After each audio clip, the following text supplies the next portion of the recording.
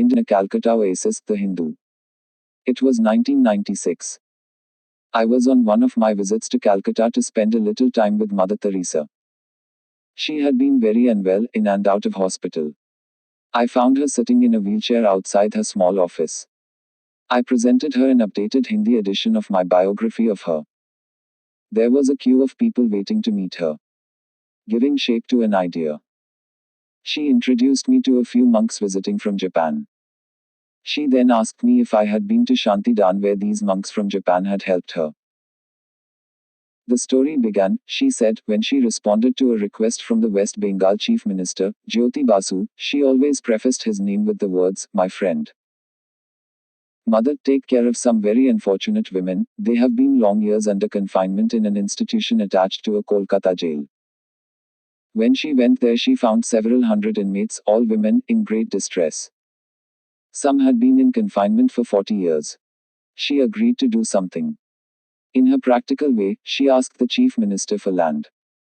She would create the institution herself. That was a few years ago. Sister Bella took me around. There were 3 dormitories on 2 floors, a small recreational center, a few small workshops. The rooms were bright and airy. Unlike the sisters' rooms, which were Spartan on account of their vows of poverty, here there were bright and pleasant dormitories with ceiling fans and mosquito nets. Colorful bed covers had been specially woven by her leprosy community in Titagad. There were real and paper flowers everywhere. Not a pin was out of place. The utensils in the kitchens were spotless.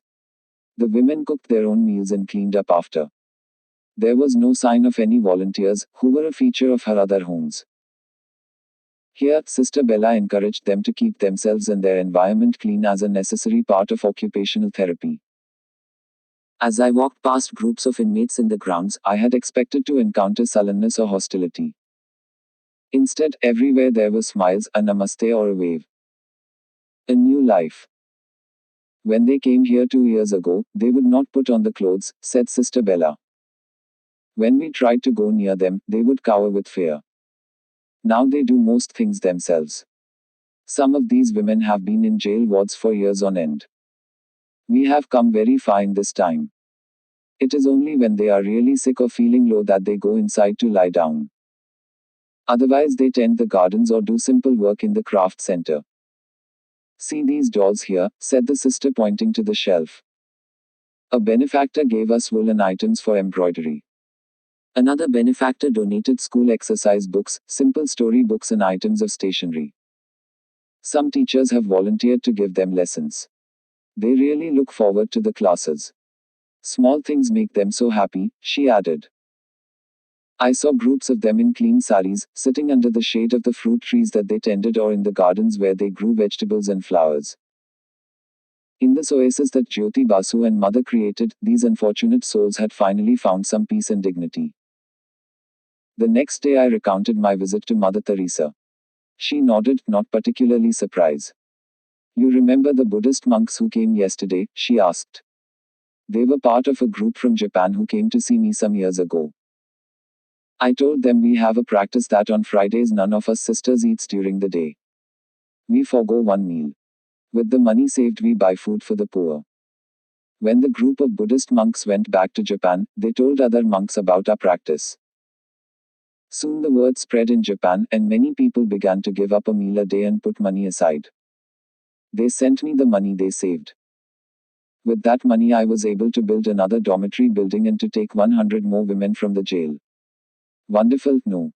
In fact, 20 more are coming next week. God has such wonderful ways of providing. In the course of my visits to Kolkata, I met Jyoti Basu a few times. I once asked him whether it was true that soon after he became chief minister, some of his party workers asked him to drive Mother Teresa out of Kolkata. She was converting people to Christianity. He asked them if they had ever seen her taking care of leprosy sufferers. The day they would clean the wounds of the leprosy affected, he would ask her to stop her work. That day never came. The thread. In the course of writing my book, I needed to ask him what he, a communist and atheist, could possibly have in common with a Catholic nun for whom God was everything.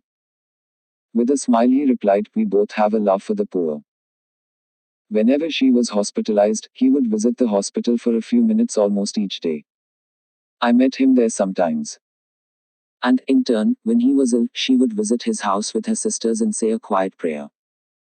Naveen B. Chawla, former Chief Election Commissioner of India, is Mother Teresa's biographer. September 5 marks her 23rd death anniversary.